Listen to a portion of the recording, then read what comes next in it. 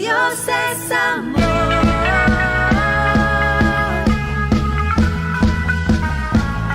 Dios es amor. Un, dos, tres, va.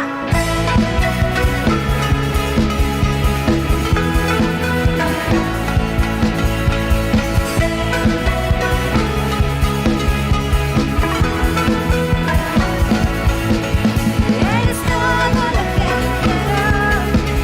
Por tu amor volví a nacer. Lo tengo todo, si a ti te tengo. Era ciego y ahora puedo ver. Tú eres todo lo que yo quiero. Por tu amor volví a nacer. Lo tengo todo, si a ti te tengo. Era ciego y ahora puedo ver.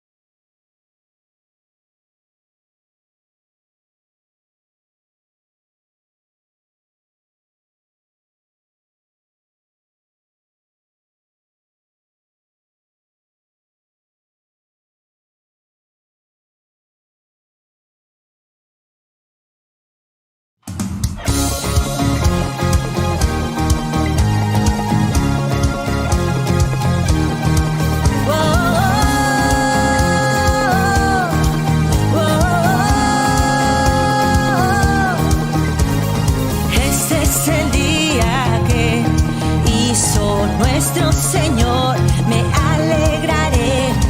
Este es el día que hizo nuestro Señor tan fiel. Oh, oh, oh. Este es el día que hizo nuestro Señor, promesas nos dio. Este es el día que hizo nuestro Señor tan fiel. Hay un canto muy especial de alabanza en mi ser, en mi corazón, es sobrenatural. Oh, oh. Y yo cantaré, bueno es Dios, bueno es Dios, en todo tiempo yo alabaré, alabaré. Oh, oh, oh, oh.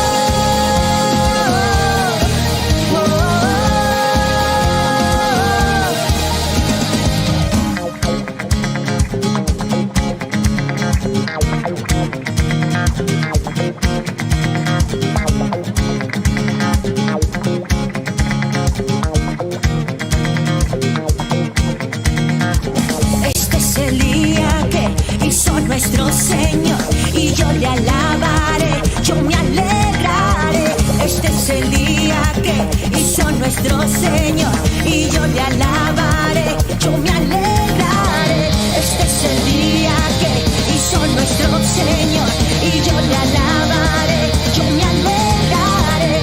Este es el día que hizo nuestro Señor, y yo le alabaré, yo me alegraré.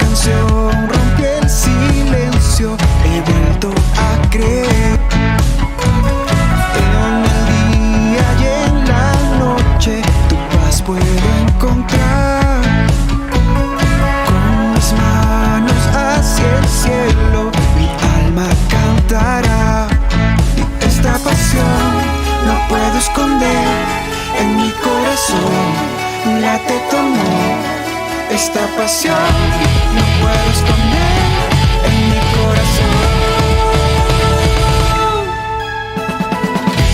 Alegras mis días, hay fiesta, hay vida.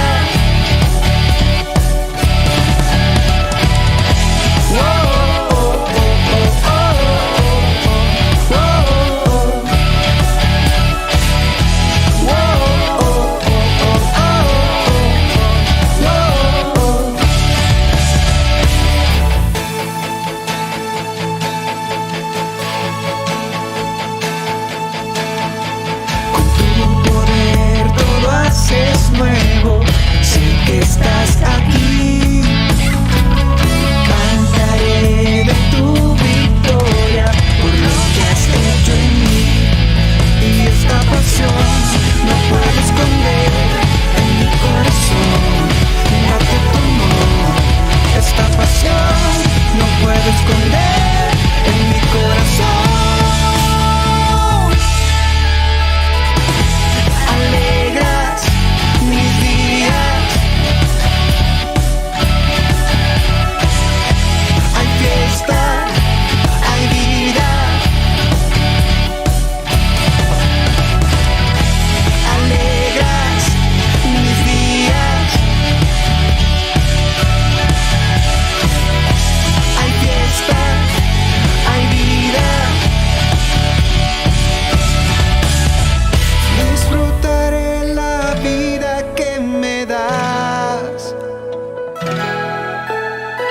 Gracias daré en cada amanecer. Voy a soñar, pues todo es posible en ti. Amo vivir, voy a vivir por ti. Voy a vivir por ti.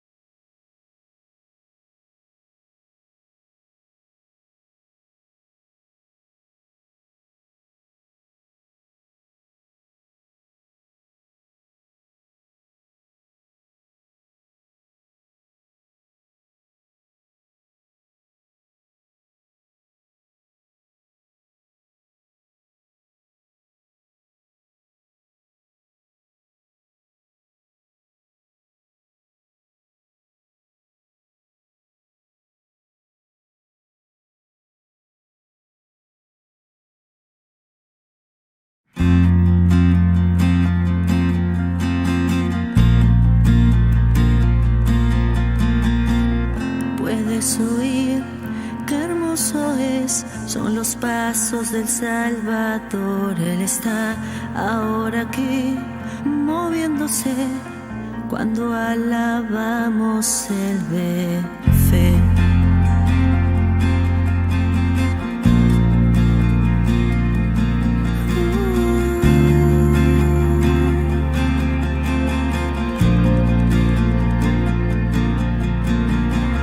Puedes oír, qué hermoso es, son los pasos del Salvador. Él está ahora aquí, moviéndose.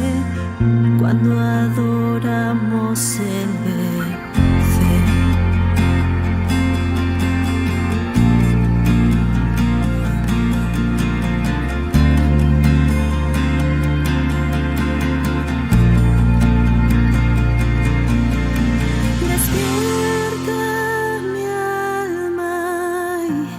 Canta al Señor, canta al Señor.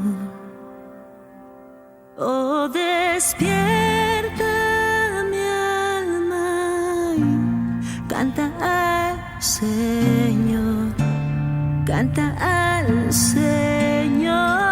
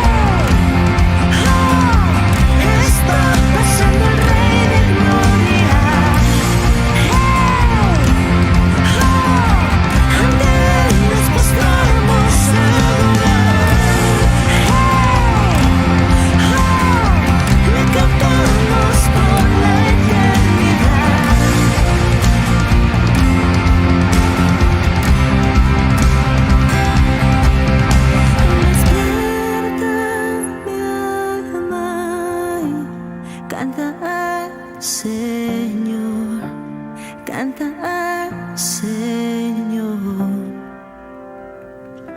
Oh, despierta mi alma y canta al Señor, canta al Señor.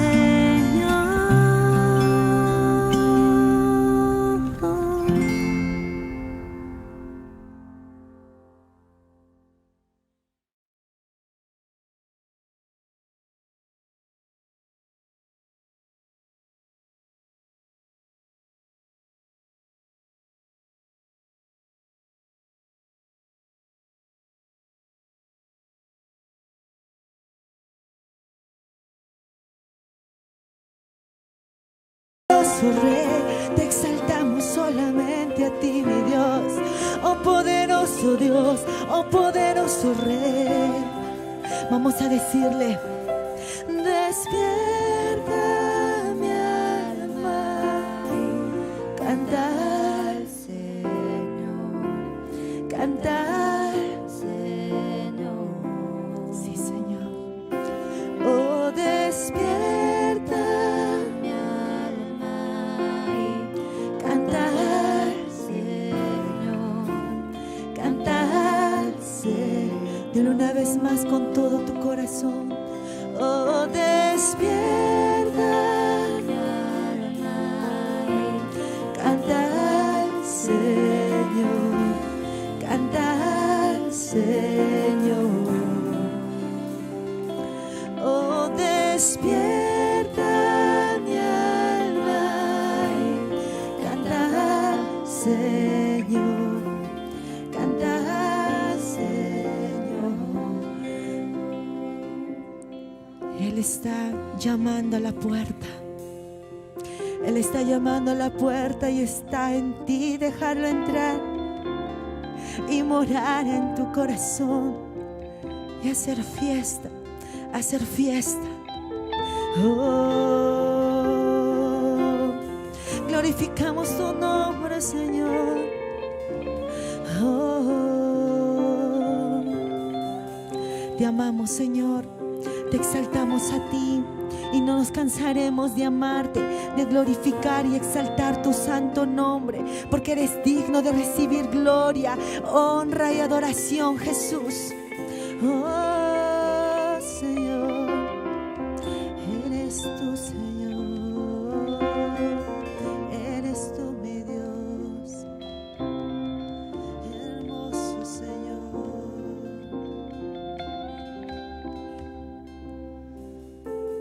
Padre, te damos gracias a ti en esta mañana. A ti te honramos, a ti te bendecimos y a ti te exaltamos. Señor, estás aquí entre nosotros y queremos solo agradecerte y decirte a ti que tú eres excelso, que tú eres grande, que eres maravilloso, que eres incomparable, que eres bendito y eres santo. Que tu nombre es sobre todo nombre y que a ti, Señor, se dobla toda rodilla. Toda lengua confiesa que tú eres el Señor. Y nosotros te exaltamos. En este día tu nombre glorificamos, tu nombre enaltecemos. Y tú eres grande, eres grande, eres grande, eres grande, Señor. Y no hay otro como tú. Nadie más maravilloso, nadie más fiel, nadie más real, nadie más incomparable, nadie más perfecto que tú. Espíritu Santo, tú estás aquí. Y tú nos dijiste, donde están 2 o 3 reunidos, en medio de ellos tú estás. Y Señor, te adoramos por tu presencia maravillosa. Te adoramos porque tú eres digno de ser en gran manera alabado, de ser honrado, de ser exaltado, de ser enaltecido. Eres digno de recibir toda la gloria, todo el honor, toda la alabanza, todo el poder. Señor, te adoramos a ti. Tu nombre es sobre todo nombre. Grande eres, Jehová. Te amamos, te amamos, te amamos a ti. Gracias, Espíritu Santo. Creemos, Señor, que en esta mañana tú eres fluyendo y hablando a nuestras vidas. Tú eres ministrando a nuestros corazones. Tú eres vivificando, Señor, nuestras vidas. Porque tú eres el único que conoces toda necesidad nuestra. Y, Señor, en esta mañana te entregamos a ti todas nuestras cargas, todos nuestros problemas, todas nuestras necesidades. Porque sabemos que tú eres suficiente, Señor, y abrimos nuestra mente, abrimos nuestro corazón para pedirte a ti, Señor, que hables a nuestro ser, que ministres a nuestras vidas. Tú eres el Rey de Reyes, tú eres el Maestro por excelencia.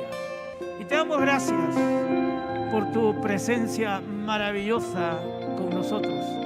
Te damos gracias porque tú eres bendito desde la eternidad hasta la eternidad. Te damos gracias porque tú eres el mismo y eres suficiente para iluminar nuestras mentes y nuestros corazones y hablar a nuestras vidas, Señor. Y te adoramos, Padre, te adoramos a ti. Gracias, Señor. Gracias, Jesús. Aleluya. Amén.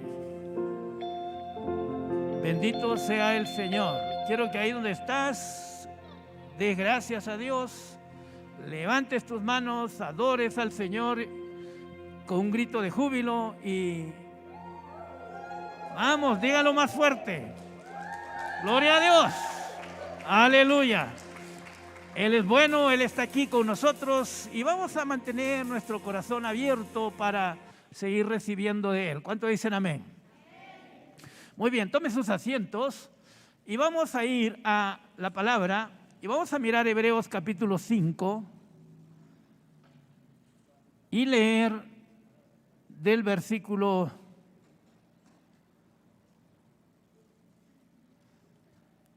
1 hasta el 14. A ver, vamos a abrir nuestras Biblias.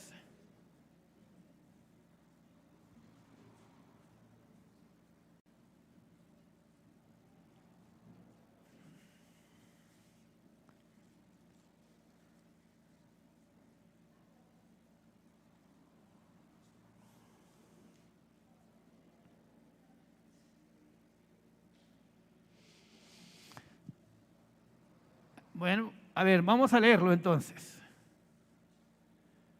Empezamos con los varones primero, que lean el versículo sin pares y luego las damas los versículos pares. A ver, les escucho. Adelante.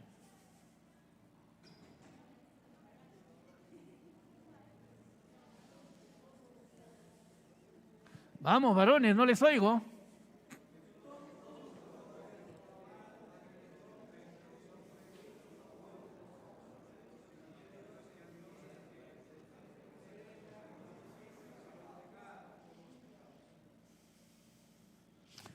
Muy bien, seguimos con el 2.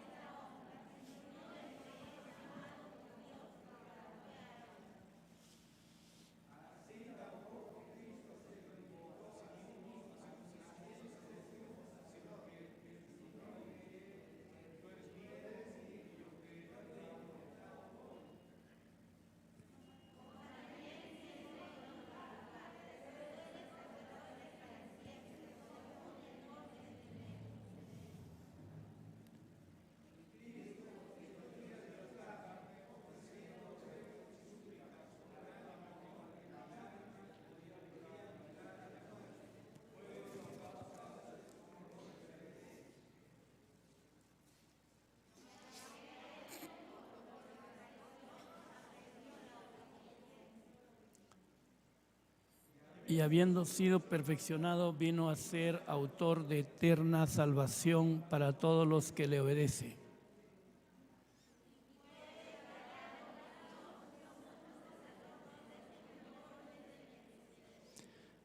El 11 ahora.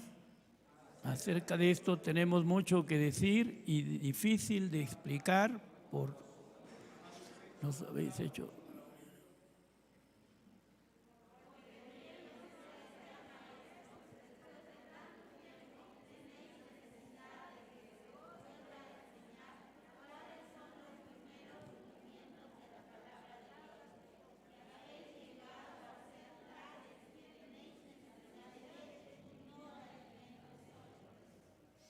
El 13, todo aquel que participa de la leche es inexperto en la palabra de justicia porque es niño.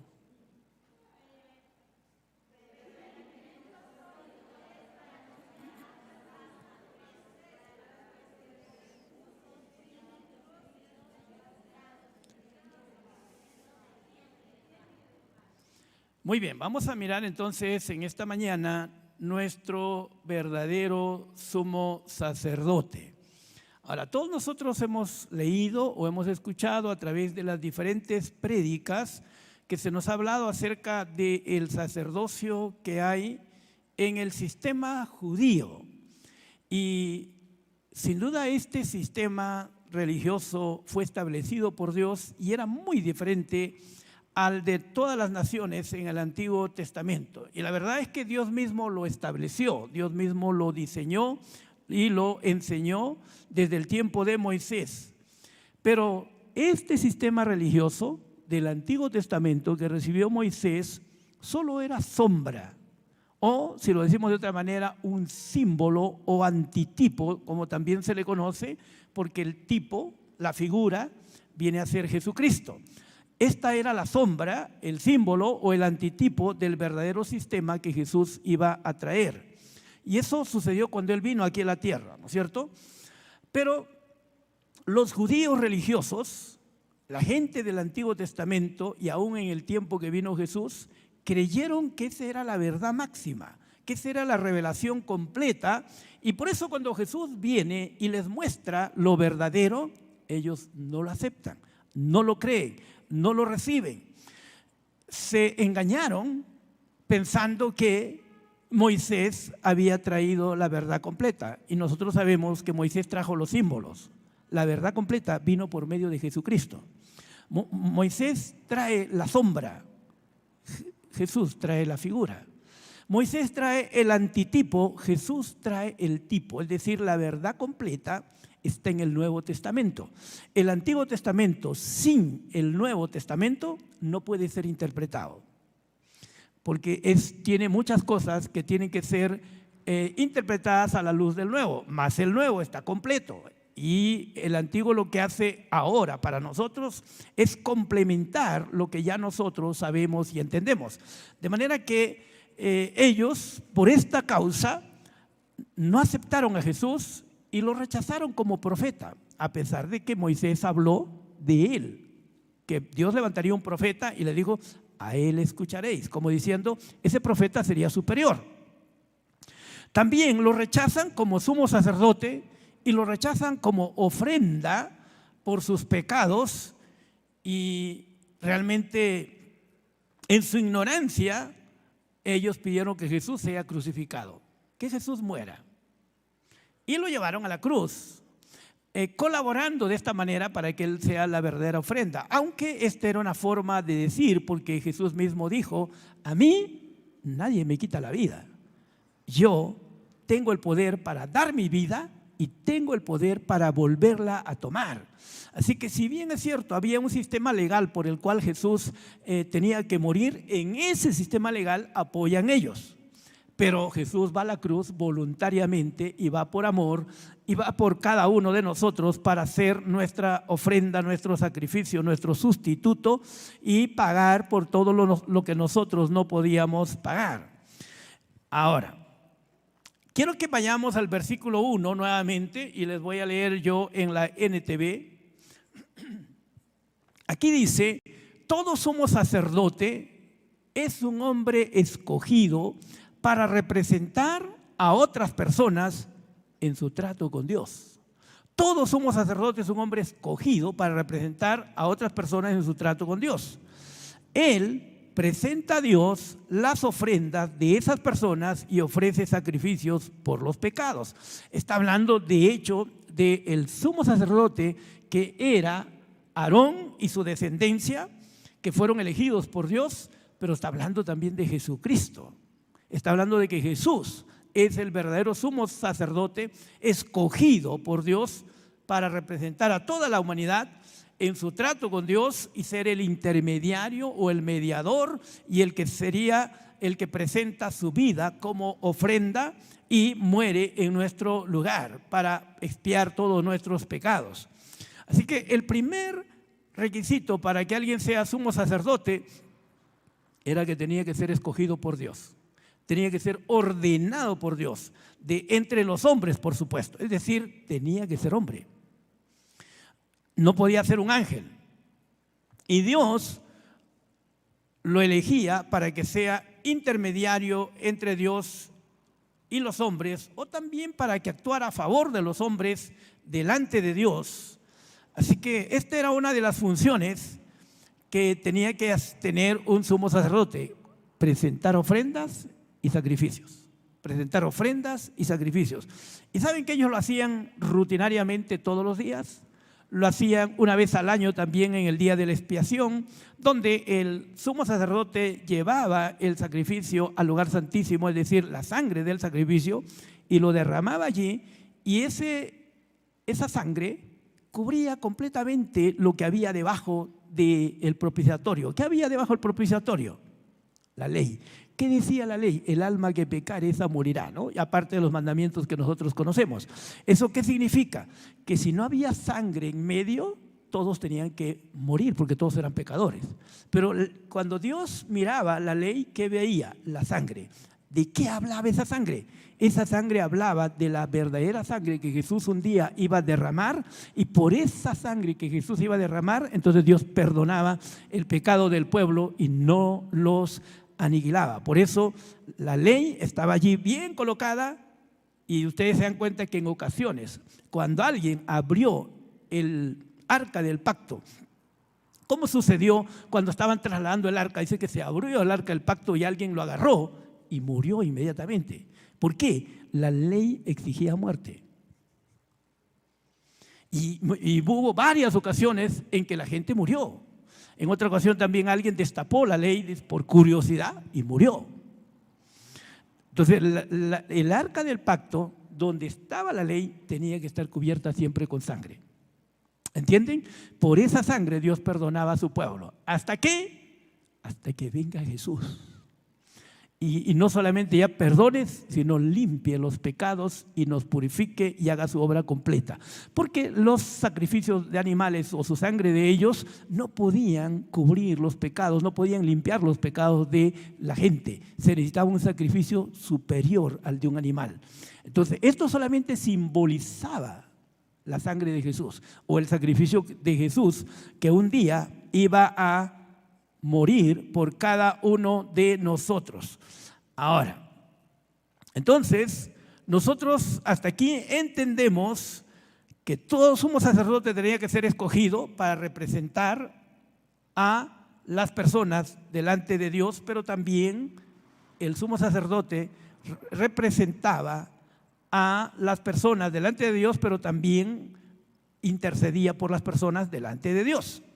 Y enseñaba la palabra a la gente para que conocieran los principios y no mueran por ignorancia. Pero eran elegidos por Dios. Ahora, vamos al versículo 2. Dice el versículo 2, quiero que leamos lo que dice el libro de Hebreos, capítulo 5, versículo 2. A ver, léanlo bien fuerte ustedes. ¿Qué dice?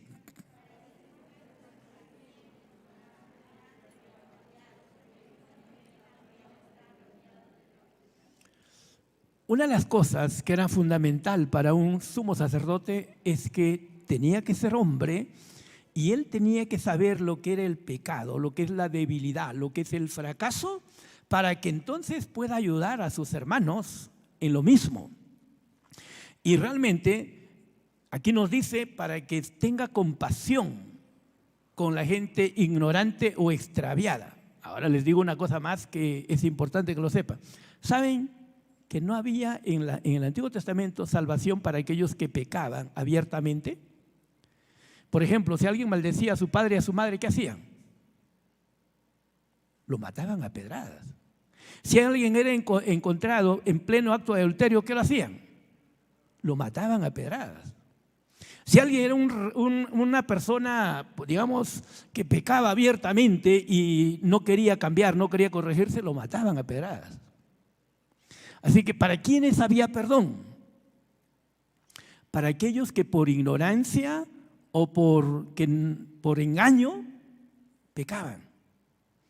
La ley era, sin duda, sumamente fuerte y contundente en cuanto al pecado.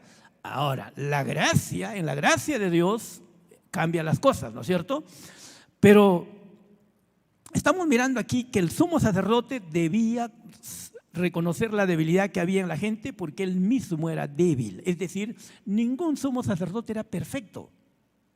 Ningún sumo sacerdote era impecable, sino que todos fallaban, todos se equivocaban. Por eso que hacía el sumo sacerdote? Lo primero que tenía que hacer cuando iba a presentar ofrendas, porque ese era su trabajo, esa era su chamba constante y lo hacía aún en sábado, lo primero que hacía era ofrecer sacrificios por su propio pecado. Es decir, tenía que reconocer que él era un pecador. Y siendo él un pecador, entonces ahora tenía que ser paciente, gentil, amable, no podía condenar a nadie, sino ayudar a la gente para que ellos puedan también hacer sus sacrificios y animarlos de que Dios los había perdonado y sigan para adelante en la gracia de Dios. Esa era la chamba del sumo sacerdote. Y nosotros tenemos que entender eso, ¿no es cierto? Nosotros en este tiempo somos los hijos de Dios y tenemos que ser pacientes con todos aquellos que de pronto son débiles o pecan por una razón u otra. No estamos para juzgar o condenar y decir, este es un perverso, un degenerado y este verdaderamente merece el juicio de Dios. ¿Cómo no estaría mejor en el tiempo de la ley para que se muera de una vez? No podemos actuar así, ¿no es cierto? Porque si Jesús murió por todos ellos y pagó por todos sus pecados, Él quiere que tú y yo seamos gentiles, seamos pacientes, seamos amables con todos aquellos que pueden equivocarse, porque tú no eres perfecto, ni yo tampoco. Entonces tenemos que ser personas que estamos listos para ayudar, para poder servir. Y nosotros tenemos el ejemplo de Jesucristo. Cuando encontraron a esa mujer en el acto del adulterio, como ya les he dicho, deberían lapidarla, ¿no es cierto? Y los fariseos vinieron y le dijeron, Señor, la ley nos ordena que hay que matar a este tipo de mujeres. ¿Qué dices tú? Pero qué interesante que solamente llevaron a la mujer. ¿Por qué no llevaron al varón? Porque eran machistas, ¿no es cierto? Estaban llevando a la persona más débil. Tenían que haber llevado a los dos. Nadie adultera solo. Estaba adulterando con un varón, pero no lo llevaron. Entonces, ¿qué dice Jesús? Aplica lo que él sabía de un sumo sacerdote, ¿no es cierto? Un sumo sacerdote es débil y es pecador. Y les dice, bueno, ustedes, si están libres de pecado, tiren la primera piedra. Como quien dice, solo los que no pecan pueden juzgar a los que pecan. En otras palabras, estaba hablando de sí mismo. Solo Jesús, escúcheme, solo Jesús, no tú y yo, que sí pecamos y hemos sido pecadores, ¿no es cierto? Solo Jesús nunca pecó. Solo Jesús podía tirar la primera piedra, el único, pero no lo hizo. ¿Por qué? Porque Él vino para salvar a la humanidad, no para condenarla. Porque Él vino a traer la gracia, la misericordia de Dios, no el juicio, no el castigo. Entonces, Él nos muestra el camino a nosotros. Si Jesús no condenó, no juzgó, no acusó y no señaló con su dedo diciendo este es pecador, este es malvado, este es perverso, ¿quiénes somos nosotros para hacerlo? ¿Entienden? Estamos para ser personas de la gracia. Estamos para ser personas que animamos y alentamos a los demás. Ahora, versículo 4, dice, nadie toma esta honra para sí, sino porque ha sido llamado por Dios como lo fue Aarón. Y aquí nos está hablando lo que les he dicho. Todos tenían que ser llamados por Dios para ser sumos sacerdotes. Y nos está diciendo también que Dios les daba el honor, el privilegio de ser sumos sacerdotes. Se lo dio a Aarón y a su descendencia. Y de su descendencia venían los sacerdotes y de entre ellos elegían al sumo sacerdote. Solo ellos tenían ese privilegio. Pero tenemos que entender que en el Nuevo Testamento todos nosotros somos sacerdotes, ¿no es cierto? Dile que está a tu lado, tú y yo somos sacerdotes. Para hacer lo mismo que ellos hacían, para ser gente misericordiosa, para ser gente paciente, para ser gente que verdaderamente estamos para ayudar a los demás. Sabemos que nosotros no somos perfectos, que nosotros nos equivocamos, que nosotros fallamos y por eso tenemos que ser conscientes de que si alguien falla, debemos tener paciencia, debemos tener sabiduría para mostrarle la gracia de Dios, para que vean a Cristo, que Cristo es suficiente para ayudarlos y sacarlos de esa condición, como lo hizo con nosotros. Solo en Él van a encontrar la victoria para vencer el pecado o la maldad o cualquier otra cosa que tengan. Entonces tenemos que presentar a ese ser misericordioso, a ese ser maravilloso que es Jesucristo, para que en Él encuentren esa salvación y esa vida eterna que sin duda necesita toda la humanidad. Así que tenemos que mirar que es el Señor quien eligió a Aarón, pero también es el Señor quien eligió a Jesucristo para que sea el último sumo sacerdote. Él es el sacerdote eterno, llamado por Dios de una orden diferente, porque todos venían de la tribu de Leví y Jesús no viene de la tribu de Leví. Jesús es de la tribu de Judá. Así como Melquisedec no era de ninguna tribu, no era de la tribu de Leví, así Jesucristo es el sumo sacerdote. Miren el versículo 5. Y dice, de la misma manera, Cristo no se nombró sumo sacerdote a sí mismo, sino que Dios le dio ese honor, porque era un honor ser sumo sacerdote. Pues Él fue quien le dijo. ¿Qué le dijo Dios? Tú eres mi hijo, yo te he engendrado hoy. Y el versículo 6 dice, como también dice en otro lugar, tú eres sacerdote para siempre según el orden de Melquisedec.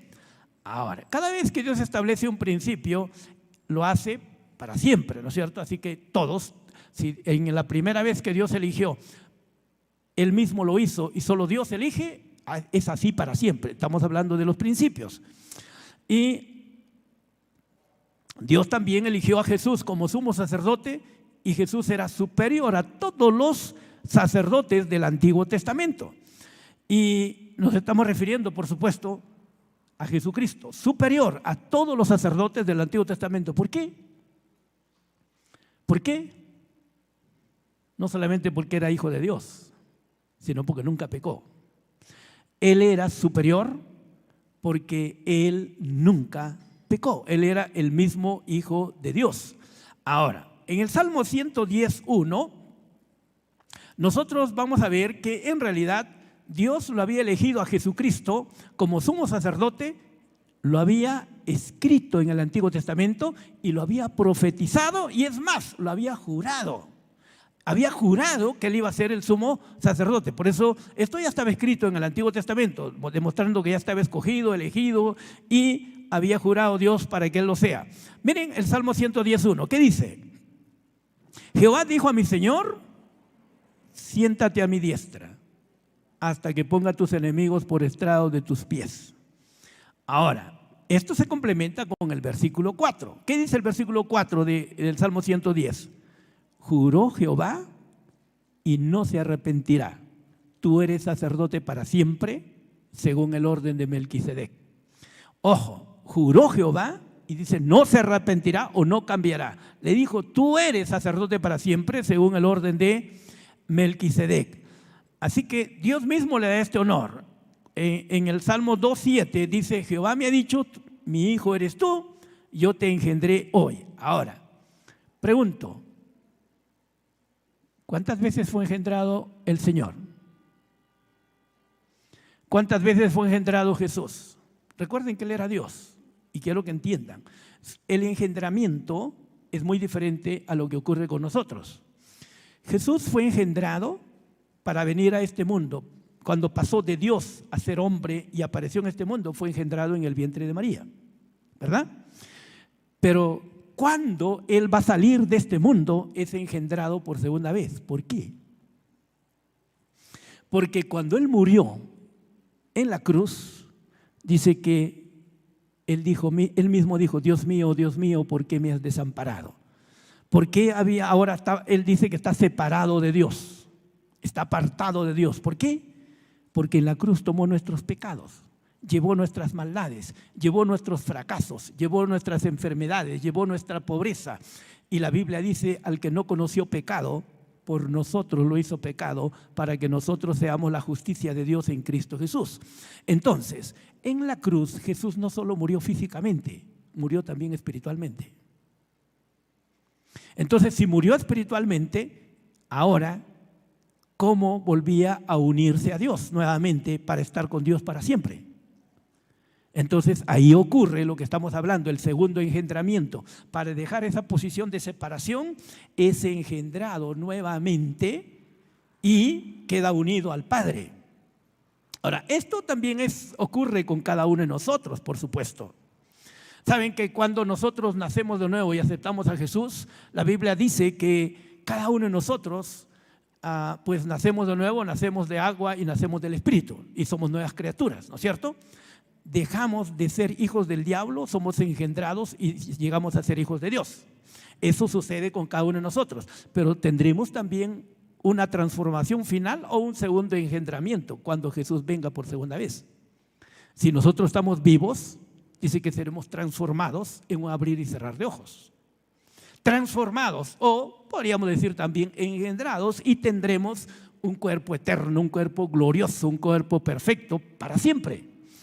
Y los que estén muertos igualitos serán transformados en un abrir y cerrar de ojos y resucitarán, y porque ellos vendrán de el cielo en espíritu y recuperarán sus cuerpos y habrá ese engendramiento. Así que no es nada nuevo lo que estamos hablando, Él lo hace primero, pero sucede también con cada uno de nosotros. Y la Biblia es clara, y yo quiero que entiendan aquí, la Biblia interpreta la Biblia. Digan conmigo, la Biblia interpreta la Biblia. Quiero que veamos, por ejemplo, para terminar aquí, Hechos 13:33. Hechos 13:33. ¿Qué dice Hechos 13:33? Quiero que lo lean.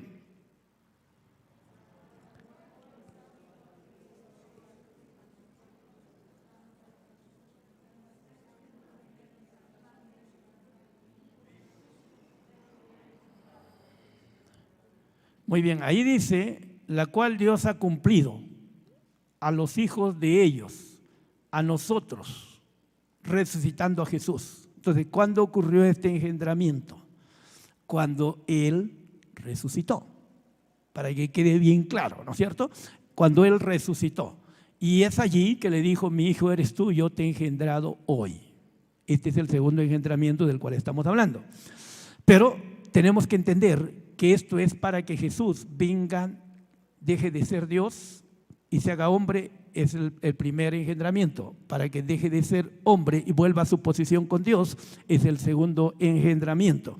Pero Jesús siempre es Dios. Así que si un testigo de Jehová te dice, oye, entonces si es engendrado no es Dios, no, eso no funciona. ¿Por qué? Porque definitivamente es porque deja de ser Dios y se hace hombre, es engendrado. Y para que deje de ser hombre y vuelva a su posición con Dios, es nuevamente engendrado. Así que no tiene nada que ver con la eternidad de Jesucristo y con que Él es Dios por siempre. Y digo esto porque apenas yo leí esto alguna vez, a mí que no tenía mucha luz y entendimiento en ese tiempo, dije, bueno, si Jesús es engendrado, entonces no es Dios, pues es un hombre nomás.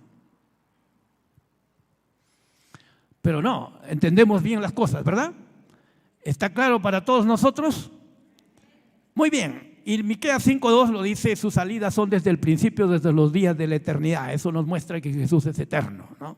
Él es eterno. Como segunda persona de la eternidad es eterno y eso nadie lo va a cambiar, ¿no? No nació.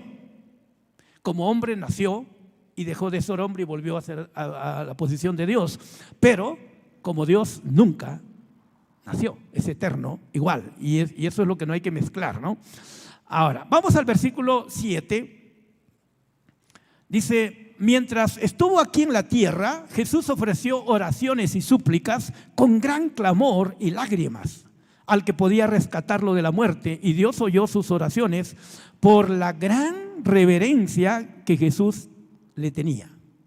Miren, aquí se nos está hablando, yo he leído la NTV por si acaso, de repente está diferente a lo que está allí, pero se nos está hablando de lo que Jesús oró en el huerto de Getsemaní. Todos nosotros sabemos que Él oró e intercedió eso antes de ir a la cruz, ¿verdad? Todos sabemos eso. ¿Y qué dice en ese pasaje? Lucas 22, 42 y 44. Miren lo que dice. Padre, si quieres pase de mí esta copa, pero no se haga mi voluntad, sino la tuya. Y el versículo 44 dice, lleno de angustia, oraba más intensamente y era su sudor como grandes gotas de sangre que caían hasta la tierra. Ahora, cuando hablamos de este pasaje, siempre nos enfocamos en el versículo 42, donde Jesús dice, si quieres pase de mí esta copa, pero no se haga mi voluntad sino la tuya. Y está bien, en la primera parte de la oración. Pero según Lucas 22:44, dice que Jesús, lleno de angustia, oraba más intensamente y era su sudor como grandes gotas de sangre. Ahora, ¿qué nos está diciendo aquí? Que Jesús oró por otras cosas más. Y precisamente Hebreos 5:7 nos dice qué es lo adicional por lo cual oró Jesús. Entonces quiero que leamos otra vez Hebreos 5:7. Dice: Jesús ofreció oraciones y súplicas con gran clamor y lágrimas al que podía rescatarlo de la muerte. Ojo, digan conmigo, rescatarlo de la muerte. Y decimos rescatarlo de la muerte porque Él murió, ¿no es cierto? Entonces, antes de que Él muera, ora para que no se quede solamente con la muerte, sino para que deje ese lugar y vuelva a su posición con Dios. Y aquí nos dice literalmente, entonces, que Dios oyó sus oraciones por la gran reverencia que Jesús le tenía. Dios oró sus oraciones. La primera oración fue: Señor, si quieres, líbrame de esta copa o de este trago amargo, pero no se haga mi voluntad sino la tuya. De hecho, eso no se cumplió porque Jesús murió y no fue librado de la muerte, ¿no es cierto? Entonces, ¿cuál fue la oración que escuchó Dios? Lo que dice aquí en Hebreos 5:7. Dice: con gran clamor y lágrimas al que podía resucitarlo de la muerte. Y Dios oyó sus oraciones por la gran reverencia que Jesús le tenía. Entonces, ¿qué fue lo que oró Jesús? Señor, yo sé que voy a morir. Yo sé que voy a morir físicamente, voy a morir espiritualmente, lo tengo que hacer por amor a la humanidad, pero sí te pido que no me dejes en esa condición. No permitas que mi cuerpo vea corrupción. No permitas que mi alma se quede allí. Oró para volver a ser engendrado por segunda vez y tener esa comunión con el Padre y estar nuevamente unido como le correspondía. Pero él oró y dice que fue oído, se escuchó. Y de eso nos habla sin duda este versículo 7. Ahora, vamos al versículo 8 y les leo en la Nueva Biblia Viviente. Dice: aún Jesús, porque aquí va a cambiar de tema, aún Jesús, siendo hijo de Dios, tuvo que aprender por medio del sufrimiento lo que es la obediencia. ¿Por qué dice aún Jesús? Porque Él era perfecto, nunca falló, nunca pecó, ¿no es cierto? Pero dice, tuvo que aprender por medio del sufrimiento lo que es la obediencia. Ahora, ahí hay dos niveles de obediencia. ¿Cuántos saben que una cosa es obedecer cuando todas las cosas están bien? Y otra cosa es obedecer en medio del sufrimiento. Y Jesús nunca había sufrido, porque era Dios. Pero para identificarse con nosotros, pasa por sufrimiento. ¿Para qué? Para que nos entienda. Cuando tú y yo sufrimos o tú y yo padecemos, Él sepa lo que es obedecer en medio del sufrimiento. Y qué sufrimiento el que pasó Él, por supuesto, ¿no es cierto? Ser crucificado, ser azotado y sufrir por nosotros, llevando nuestros pecados, nuestras maldades, ser clavado en una cruz y morir agonizando, pero allí seguía obedeciendo a Dios. Obedeció en todo, nunca falló, nunca pecó, ni con sufrimiento. Muchos en medio del sufrimiento dicen: ¿por qué tengo que sufrir tanto? Lo dejo todo. ¿Por qué tengo que sufrir como cristiano? Hasta aquí nomás, ya no voy a seguir para adelante. Y lo dejan. ¿Sí? Hay creyentes que se rinden y dejan de seguir para adelante con el Señor. Eso está pasando con los hebreos, de eso hemos hablado antes, ¿verdad? Pero quiero que nos demos cuenta y preguntémonos: ¿tú puedes seguir para adelante en medio del dolor? ¿En medio del sufrimiento? ¿Puedes seguir obedeciendo a Dios, creyendo en Él y confiando en Él por encima de todas las cosas? ¿O En medio del sufrimiento dice, ya no aguanto más, mejor me vuelvo atrás, como querían hacer los hebreos, ¿no? Para los cuales se escribe este libro. Pero Jesús fue fiel y obediente, aún en medio del dolor, en medio del sufrimiento. Amén. Y debemos saber cada vez, mira al que está a tu lado y dile, no te olvides de esto. Cada vez que sufres, cada vez que padeces y tú clamas a Jesucristo, Él conoce tu sufrimiento y Él te escucha, Él te entiende y Él te va a ayudar y te va a fortalecer. Aún Jesús dice que en medio de ese día de oración y clamor, dice, los ángeles le fortalecieron, siendo Jesús. Si los ángeles lo fortalecieron a Él, tú y yo en medio del sufrimiento necesitamos fortaleza. Necesitamos la fortaleza de Dios. Por eso Jesús se convierte en nuestro intercesor y Él ora por nosotros para que no fallemos, para que nosotros podamos vencer. Porque les diré algo, todos necesitamos que intercedan por nosotros cuando estamos pasando por pruebas, cuando estamos pasando por dificultades, cuando estamos pasando por necesidad. Todos. Si Jesús lo necesitó, mucho más tú y yo también. Por eso debemos orar. Y por eso debemos pedir que otros nos ayuden cuando estamos pasando por momentos así. ¿Cuántos dicen amén? Por eso somos una familia, por eso somos un cuerpo, por eso nosotros todos nos necesitamos los unos a los otros. Y la gente que está en un grupo pequeño, pues sabe que los demás están orando por él.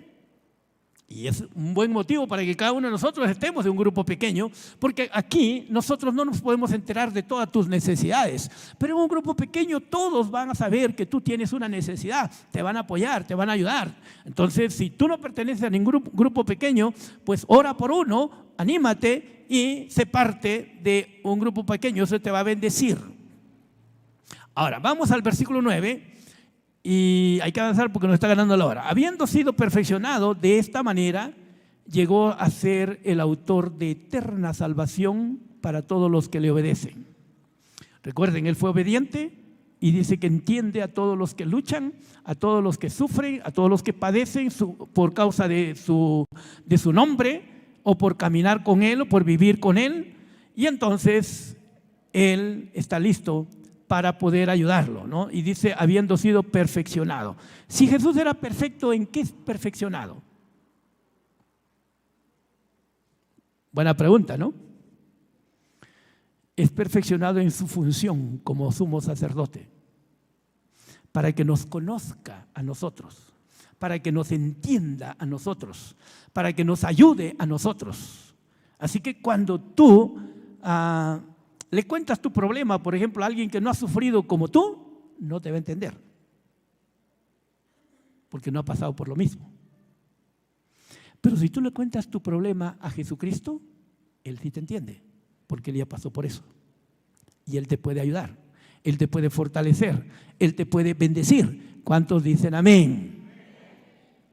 Él va a ser más empático con nosotros, ¿no es cierto? Porque si tú nunca sufriste y no pasaste por nada y alguien te cuenta un montón de problemas así y te mira como raro, ¿no? ¿Por qué? Porque no está entendiendo, no está en tus zapatos, no ha pasado, no ha sufrido lo que tú estás sufriendo. Pero tienes que darte cuenta que si le cuentas tu problema a alguien que pasó por, igual que tú, por el mismo problema, esa persona sí te va a entender. ¿Está claro? Esa persona sí te va a entender y sí te va a ayudar y sí va a tener palabras de ánimo, de aliento para tu vida. Bueno, ahora miren, el versículo 10 nos dice que fue proclamado por Dios sumo sacerdote según el orden de Melquisedec. Ahora, sabemos que Jesús es el último sacerdote. Ahora, quiero decirte algo aquí. El autor de este pasaje hace un corte aquí. Va a cortar todo lo que está hablando y se va a otro tema y lo va a reiniciar en el libro de Hebreos capítulo 7. Y ahí veremos más del sumo sacerdote. Pero, ¿por qué lo corta? Miren el versículo 11. Quisiera decirles mucho más sobre este asunto, pero sé que como no me quieren entender, me va a ser difícil explicarlo. En la Reina Valera 2015 dice: de esto tenemos mucho que decir, aunque es difícil de explicar, porque ustedes han llegado a ser tardos para oír. Dile al que está a tu lado: yo quiero ser pronto para oír. La Biblia aconseja que seamos tardos para hablar, pero dice la Biblia que debemos ser prontos para oír.